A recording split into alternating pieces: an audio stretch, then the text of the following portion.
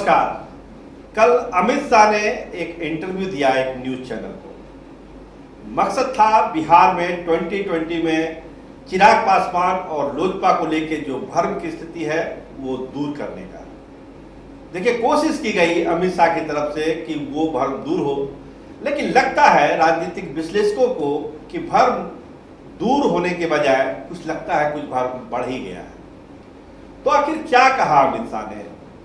देखिए, दो तीन खास बातें अमित शाह ने इस इंटरव्यू में कही। उन्होंने कहा कि देखिए, जो गठबंधन है उसको तोड़ने की पहल चिराग पासवान ने की। हमने नहीं ये गठबंधन तोड़ा, चिराग पासवान ने ये गठबंधन तोड़ा। दूसरी बात उन्होंने कही कि हमारा ये सार्वजनिक कमिटमेंट है कि हम मुख्यमंत्री जो है नीतीश कुमार को ही बनाएंगे। उनसे बार बार पूछा गया, दो बातें बार बार पूछी गई कि क्या अगर सीटें कम आती है जनता दल यूनाइटेड की तब क्या होगा। देखिए, उसमें कोई स्पेसिफिक जवाब अमित शाह ने नहीं दिया। भले आज अखबारों की सुर्खियों में इसको हेडलाइंस बनाया गया है कि सीटें कम होगी तो भी भाजपा जो है नीतीश कुमार को मुख्यमंत्री बनाएगी, लेकिन अमित शाह ने अपने मुंह से इस बारे में कुछ नहीं कहा। उनसे बार बार पूछा पत्रकार ने कि क्या अगर सीटें कम होगी जनता दल यूनाइटेड की और भाजपा की ज्यादा होगी तो फिर आप क्या करिएगा। अमित शाह ने एक राजनीतिक बयान दिया, एक राजनीतिक जवाब दिया कि देखिए, हमारा कमिटमेंट है, हम मुख्यमंत्री बनाएंगे नीतीश कुमार को। तो एक ये कह के बात उन्होंने खत्म नहीं की कि हमारे सीटें कम भी आएगी तो भी हम मुख्यमंत्री बनाएंगे, जनता दल यूनाइटेड की सीटें कम आएंगी तो भी हम मुख्यमंत्री बनाएंगे नीतीश कुमार को। ये वर्ड टू वर्ड उन्होंने नहीं कहा, केवल कहा कि हम नीतीश कुमार को 2/3 बहुमत हमारा आएगा और नीतीश कुमार को हम मुख्यमंत्री बनाएंगे। तो एक स्थिति जो है बहुत साफ नहीं हो पाई। दूसरी क्या बात हुई, उस पत्रकार ने पूछा कि क्या चिराग से चुनाव के बाद आपका कोई तालमेल हो सकता है। फिर एक राजनीतिक जवाब दिया अमित शाह ने। उन्होंने कहा कि हम देखेंगे, हम सोचेंगे, हम विचार करेंगे, हम देखेंगे क्या हो सकता है। ये उन्होंने खारिज नहीं किया कि चुनाव के बाद भी चिराग पासवान से भाजपा का कोई तालमेल नहीं होगा। इस तरह का कोई स्पेसिफिक बयान अमित शाह ने नहीं दिया। उन्होंने कहा कि देखेंगे क्या बात बनती है, कैसी बात बनती है। तो एक भ्रम की स्थिति जो दूर होनी चाहिए थी वो दूर नहीं हुई, बल्कि भ्रम की स्थिति बनी ही रह गई।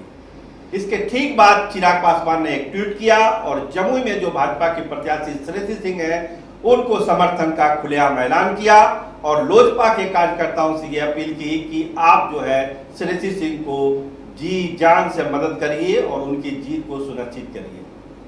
तो देखिए, ये सब चीजें क्या बताती है, ये घटनाक्रम क्या बताता है। अमित शाह ने कोशिश की, चूंकि आपको मालूम है कि 23 तारीख को प्रधानमंत्री बिहार में अपनी रैलियों की शुरुआत करने वाले हैं, तो उस लिहाज से अमित शाह के इस इंटरव्यू पर देश दुनिया की नजर थी, सारे सियासी दलों की नजर थी कि अमित शाह बोलते क्या है, क्या स्थिति साफ होती है।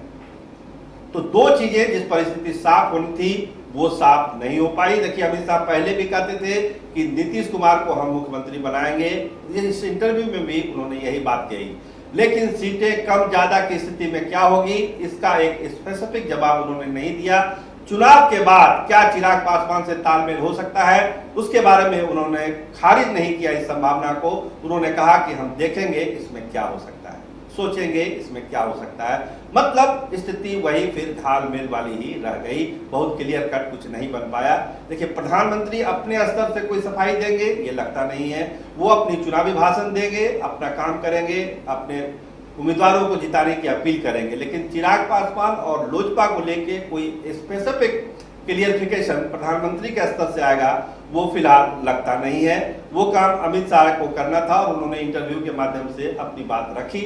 अब कितना भ्रम दूर हुआ नहीं हुआ वो तो जमीन पर जब आप बात करेंगे लोगों से तो पता चलेगा कि क्या है। लेकिन जैसे ही इंटरव्यू के बाद ट्वीट आया चिराग पासवान का कि लोजपा जो है श्रेयसी सिंह को मदद करे जमुई में, और भी उम्मीदवारों के लिए उन्होंने अपील की कि भाजपा के जो उम्मीदवार हैं वहां पर लोजपा को मदद करनी है, लोजपा के कार्यकर्ता उनको मदद करें।